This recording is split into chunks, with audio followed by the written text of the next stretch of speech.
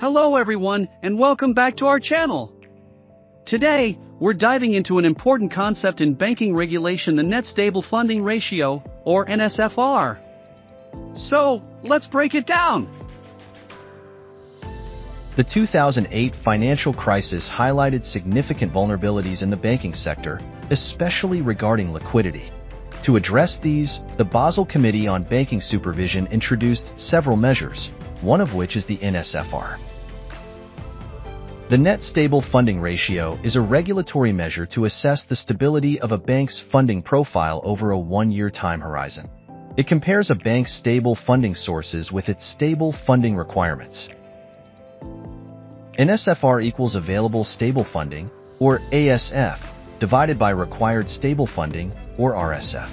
For a bank to be considered stable, this ratio should be at least 100%. Now, let's break down the components of this formula. Available stable funding refers to the portion of a bank's capital and liabilities that is expected to be reliable and stable over a one-year period under normal operating conditions. Required stable funding represents the amount of funding that a bank needs to have available over a one-year time horizon to support its assets and off-balance sheet exposures. Let's walk through a quick example to see how this works in practice. Suppose a bank has the following sources of available stable funding. A equity, 100 million. A retail deposits, 200 million. A long-term wholesale funding, 150 million. The total ASF is calculated by adding the equity, retail deposits, and long-term wholesale funding, resulting in a total available stable funding of 450 million. On the other side, let's calculate the required stable funding. Assume the bank has a residential mortgages, 300 million, a corporate loans, 100 million, a short-term assets, 50 million. Based on regulatory guidelines, we assign different RSF factors to these assets. Residential mortgages might require 65% RSF, corporate loans 85%, and short-term assets 50%. Doing the math, we get a total required stable funding of 305 million. The NSFR is calculated using the formula.